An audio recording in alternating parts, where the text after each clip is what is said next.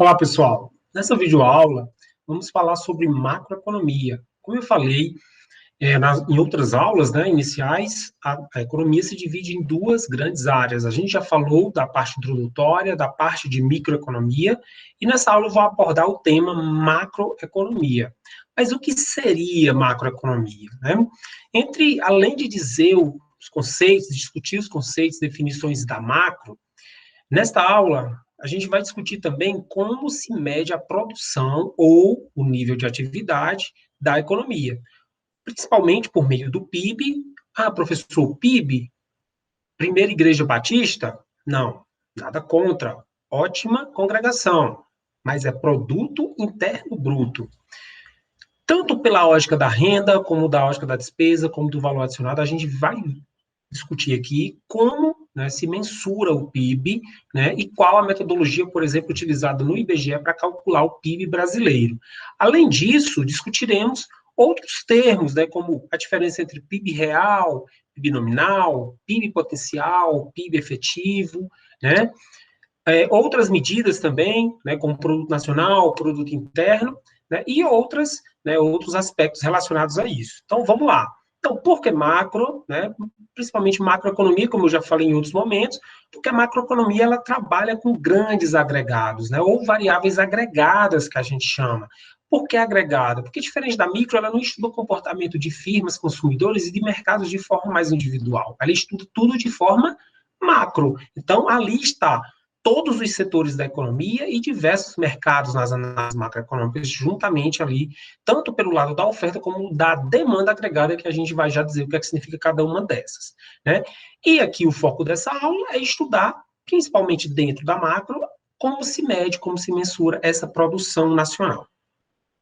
Então, novamente, assim, um conceito bom, né, de se discutir sobre a macroeconomia, né?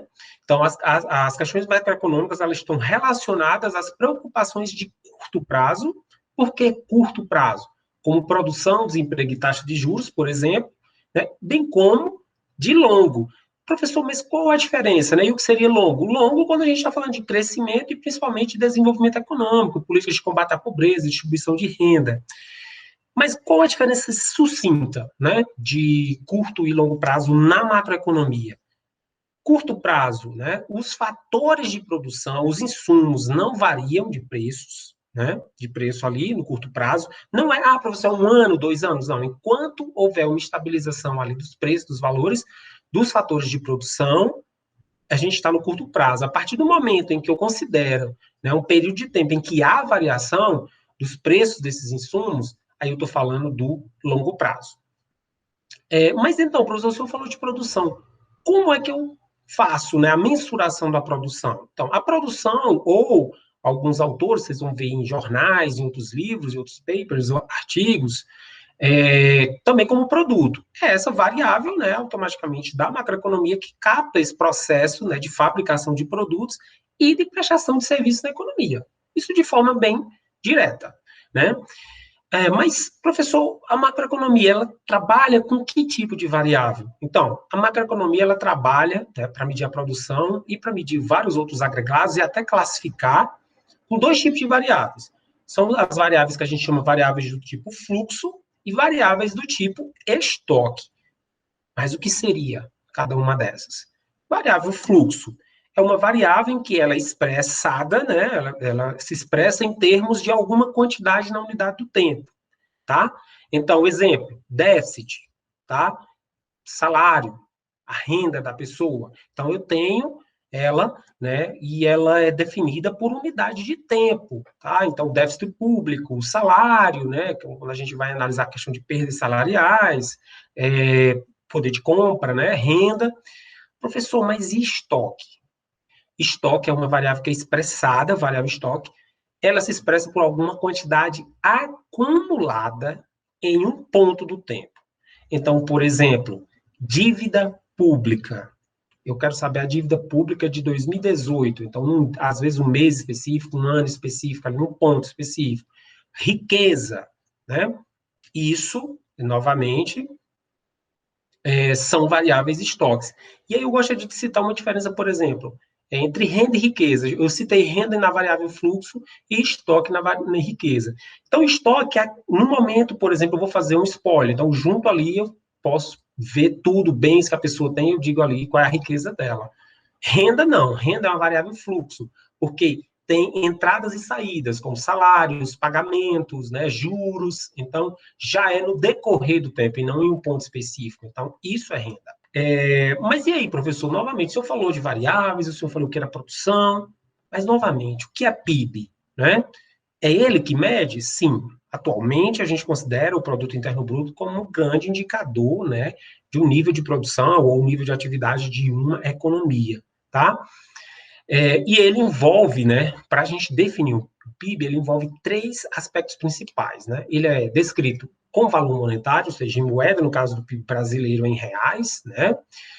Bens e serviços finais, então ele leva em consideração bens e serviços finais produzidos na economia, então é a etapa final, né, disso, e é uma variável fluxo. Por que, que o PIB é uma variável fluxo e não uma variável estoque? Novamente, porque ele trata de entradas e saídas, né, consumos, gastos, né, e não uma medida acumulada, né? A gente não vê, não estuda o PIB de forma acumulada. Então ele não é uma variável estoque. E aí, o que seria o PIB? Uma definição clara dele, total do valor monetário, como eu já falei, né? É um aspecto dessa variável, é o valor monetário de todos os bens e serviços, detalhe, finais, produzidos na economia durante um determinado período de tempo. Professor, mas não é durante um ano? Geralmente se mede por ano, mas a definição concreta dele é que é um determinado período de tempo, tá? Geralmente, um ano. É uma variável fluxo e é medida em unidades como dólar, real, né? Euro, libras, etc. Certo? Seguindo, professor, existem outras formas de mensurar o PIB? Claro que existe, né? Essa foi por bens e serviços finais. Eu posso, por exemplo, calcular o PIB pelo método que a gente chama da despesa ou da demanda, né? São sinônimos aí. Ah, professor, mas qual é o método correto? Bem, existem várias, existem vantagens e desvantagens de cada método de se mensurar o PIB. O IBGE adota a anterior que eu falei, que é bens e serviços produzidos em um país, bens e serviços finais, né, produzidos em um país, em um determinado período de tempo, geralmente um ano. E como é que se calcula pela metodologia, né, pelo método, pela ótica, né, como alguns autores chamam, do dispêndio da demanda? Por essa ótica, eu somo o gasto de consumo, né, o consumo das famílias, o investimento, né, do setor público, do setor privado, desculpa, das firmas, os gastos do governo, né, tributação e gastos, etc., o governo é líquido, e o setor externo líquido, que são as exportações menos as importações. Ah, professor, então inclui os gastos das famílias, as empresas, o governo e o setor externo, ou seja, os quatro agentes econômicos, família, empresas, governo e resto do mundo, na mensuração por essa lógica? Sim. Né? Professor, mas recentemente a gente escutou uma ideia, uma notícia, né, nos jornais brasileiros, que o governo atual anunciou PIB público e PIB privado. Existe isso? Não existe. Como vocês estão vendo aqui, a mensuração do PIB, principalmente pela ótica da demanda ou do dispêndio, já inclui os dois. Né? Dificilmente, é muito difícil, praticar quase que, não diria, mas enfim, é quase impossível separar isso. Né? Existe o PIB, ok? Que já inclui todas as ações de todos os principais agentes econômicos que se envolvem na economia. Existe também uma forma de calcular pelo método da renda, que é somar todas as remunerações, né? Então, como a gente já falou lá nas primeiras aulas, os principais fatores de produção, terra, capital, trabalho, capacidade empresarial e tecnologia, né? Cada fator desse, ele precisa de ser remunerado, tá? Nas transações de mercado. Então, salários, aluguéis, juros, lucros, e também, né, a intervenção do governo, comparando que aqui a gente não está mais em uma economia fechada, né, e ali há dois setores, a gente está numa economia realmente aberta e com intervenção governamental, dado que a gente tem hoje economias mistas, pelo método da renda seria somar as remunerações, né, incluindo também a parte de tributação e de subsídios, né, que é a participação do governo. Existem, além, outras formas? Claro. Uma delas, por exemplo, é a ótica do valor adicionado. Esse é um tema, inclusive, recente, está sendo discutido no Congresso Nacional, que há um imposto, né, sobre o valor adicionado. Ah, professor, mas o que seria isso? Como eu falei, o PIB ele é calculado por bens e serviços pelos valores finais, né? Então, por exemplo, na produção de um bolo, leva em conta várias etapas ali, digamos, a produção do trigo, do açúcar, de várias outras coisas, mas eu só vou considerar o valor do bolo que foi negociado, bem final, tá? E a ideia do valor adicionado seria levar em conta esses valores que são adicionados em cada etapa, né? Para, no final, pela ótica, por essa ótica, né, daria o mesmo valor dos bens e serviços finais. Inclusive, isso está sendo estudado também para trabalhar a parte do valor adicionado na tributação, né? É um tema bem polêmico, depois vocês podem se aprofundar sobre esse assunto. Outra ótica seria também pela ótica da oferta. Eu já falei pela ótica da demanda, né? Que seria somar praticamente os valores agregados, né, dos setores primários, secundário e terciário da economia, impostos à depreciação e menos os subsídios governamentais. Certo? Professor, mas se eu falou de oferta, demanda, a gente estuda, né, na macro, né, variáveis agregadas, o que seria cada uma delas? Ok, vou falar agora. Demanda agregada, por ser agregada, né, representa a quantidade total de bens e serviços que os indivíduos, empresas, governos e resto do mundo, né, eu estou considerando uma economia totalmente aberta e com participação do governo, desejam consumir a um determinado nível de preços em um país. Então, quando eu estou falando de demanda ali de mercado específica, demanda individual, eu falo que é a quantidade de bens e serviços que a pessoa deseja consumir e tal. Aqui eu estou falando agregado, então, são todos os setores e todos os mercados. Então, por isso que é agregado.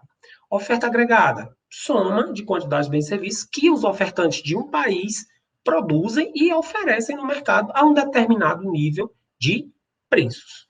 Ok? Então, essa é a diferença clara entre demanda agregada e oferta agregada. Outra decomposição bem usual do PIB, né, que é muito analisada, principalmente na hora de desagregar e entender a participação setorial ali e de cada agente, é pela lógica da demanda, como eu já falei. Né, que aí a gente tem uma equação, né, bem utilizada, principalmente em modelos keynesianos, né, com intervenção do Estado, né, que é Y igual a C mais I mais G mais X menos M, que seria, né, a demanda agregada, o PIB, a produção da economia seria igual ao consumo das famílias, mais investimento das empresas, mais gasto do governo, mais o resultado líquido do setor externo, que é exportações menos importações. Professor, mas eu já escutei alguns termos como o PIB nominal, o PIB real, o PIB efetivo. Ok, vou tentar resumir esses principais conceitos aqui. O PIB, quando a gente fala de variável nominal e variável real, existe um denominador comum entre essas duas, né? Variáveis, que é o nível geral de preços. Então, a gente sabe que os preços variam, né? Pode existir deflação, pode existir inflação. E isso altera poder de compra e também, automaticamente, preço de insumo, altera consumo, altera gasto do governo. Então, isso afeta totalmente o cálculo também do PIB. E o ideal é eu saber, por exemplo, o PIB real, que é um dos principais indicadores de crescimento. Então, o PIB pode ter crescido tantos por cento, mas quanto foi a inflação? Né? No caso do Brasil, é medido pelo IPCA, que é o Índice de Pesquisa ao Consumidor Amplo, né, calculado pelo IBGE em regiões metropolitanas brasileiras. Então, o PIB real ou constante calcula o valor dos bens e serviços, né, produzidos aos preços de um ano base específico, geralmente é comparado de um ano para o outro, né, e não influenciado pela inflação. O PIB nominal ou corrente calcula o preço dos bens produzidos a preços vigentes na época da produção daqueles bens. Então, possui esse inconveniente de ser afetado pela inflação. Então, quando eu calculo o real, eu já desconsidero a inflação, que eu levo em conta o ano base e a variação do tempo, e o PIB nominal, né, já inclui a inflação, o que deixa, digamos, mascarado um pouco, né, no resultado da produção. E o que faz, por exemplo, o que provoca aumentos no PIB real, já que eu falei que o PIB real é o que realmente significa o crescimento mesmo ali de um país. Aumentos na disponibilidade de fatores de produção, ou seja, mais capital, mais tecnologia, por exemplo, variação no emprego de recursos disponíveis, né, a produção, mais pessoas qualificadas, por exemplo, e eficiência, né, utilizar isso da melhor forma possível, na melhor alocação possível. Como eu calculo, né, como é que eu transformo PIB real para nominal e vice-versa, né? Existe, né, geralmente um termo que a gente chama de deflator, né, que é disponível, por exemplo, lá no site do IPE Data, vocês podem consultar, que vocês pegam para vocês encontrarem o PIB real, né? Vocês pegam o deflator referente ao ano base que vocês querem utilizar, pega o valor do PIB nominal, divide pelo esse deflator e multiplica por 100, vocês vão ter o PIB real. Outra classificação seria o PIB potencial e o PIB efetivo, né? Isso é aplicado em diversas coisas na economia, né? Então, o que seria potencial e o que seria efetivo? Potencial é, digamos, eu tenho tanto de recursos produtivos e com aqueles produtos produtivos, se eu uso, com aqueles recursos produtivos, fatores de produção, se eu utilizar eles de forma ótima, eu posso chegar a um total X ali de produção, né? Se eu não desperdiçar, enfim, né, falando bem claramente isso. E PIB efetivo é o que realmente eu consigo fazer, né? Nem sempre a gente é 100% racional, digamos, a gente é 100% racionais. Da mesma forma, na gestão de um país, né? Então, o produto, né, efetivo é o produto que o país conseguiu realmente atingir. Então, digamos, o Brasil ele tem uma estrutura produtiva que poderia dar um crescimento de 6% ao ano no PIB, mas o crescimento efetivo foi 2%. Então, digamos aí que a gente teve um gap, né, de 4, que é o que a gente chama de hiato. Então, a diferença entre o produto potencial e o produto efetivo, a gente chama de hiato do produto, né? E se esse hiato for muito grande, né, significa que eu estou com fatores de produção desocupados, né? Tá ok? Não estou falando do mercado de trabalho, né? Estou falando de fatores como um todo, não só trabalho. Então, se o hiato for muito grande, pode levar o país para recessão, né? E ao contrário, né, seria realmente um grande crescimento. Outra classificação muito utilizada é a diferença entre PIB e PNB. PIB é Produto Interno Bruto, PNB é Produto Nacional Bruto. O que significa isso? Né? Interno é porque considera todos os bens e serviços produzidos dentro das fronteiras geográficas do Brasil, tá? Então, por exemplo, foi fabricado por uma empresa estrangeira, mas foi dentro do Brasil, entra no cálculo do nosso PIB, tá? Professor, e a Petrobras, por exemplo, lá na Bolívia, ela entra no nosso PIB? Não, ela não entra no nosso PIB, ela entra no nosso PNB. O PNB já leva em conta tudo que é produzido com força residente, residente significa força nacional, né, recurso nacional, em qualquer lugar do mundo. Então, essa é a principal diferença entre PIB e PNB. E aí vocês podem encontrar, por exemplo, né, uma das diferenças, né, para encontrar ali o valor do PIB, PNB, digamos, de forma ali mais matemática, mais prática, é saber quanto o país enviou e recebeu do exterior. Essa diferença líquida determina o valor do PIB e do PNB, ok? Outras medidas de produção que existem também, renda pessoal, né, produto nacional líquido, que é quando você ignora a depreciação, enfim. Né, mas a nossa medida, digamos, oficial do Brasil é o PIB, né, e o deflator é o IPCA, que é calculado pelo IBGE, de rendimentos assalariados ou não das principais regiões metropolitanas do Brasil. O PIB é perfeito? Não, gente, ele tem lacunas. Como vocês viram, eles têm várias óticas. Hoje a ótica é a ótica de bens e serviços finais, né? Levar em consideração isso, tá? No cálculo. Então, poderia ser por a ótica do valor adicionado, várias outras, né? Da mensuração. Essa é a que está válida, né? Que o IBGE utiliza. Mas aí quais são, assim, algumas deficiências ou lacunas, ou digamos assim, não vamos falar de ponto negativo, mas pontos a melhorar, né? A gente tem bens sem valor de mercado, muitas vezes, e aí a gente tem que imputar valor, principalmente, por exemplo, serviços ambientais, digamos assim. É difícil você mensurar um serviço ambiental, é um bem difuso, né? Economia informal, né? Muita informalidade no Brasil, então isso não tem, aí, muitas vezes no cálculo se imputa também, né? Se pondera, faz uma interpolação, então isso não traz um valor real. Muitas vezes atividades produzidas e consumidas em algumas residências, né, específicas, muitas vezes até serviços de saúde, não são mensurados da forma correta. E o outro ponto também é inflação, né, que a gente também não tem um cálculo, muitas vezes, né, devido a todos esses outros fatores, um cálculo perfeito, digamos assim, ali, que realmente traga ali um deflator muito bom, viável, para a gente saber realmente o nível de produção do país. Então, só finalizando essa videoaula, então, macro vem com essa relação de agregado, de vários mercados, vários setores, né? Então, é isso que a gente estuda na macroeconomia, né? O PIB, né? Tem esse valor de mercado determinado pelos preços em unidades monetárias, como a gente falou, bens e serviços finais, né?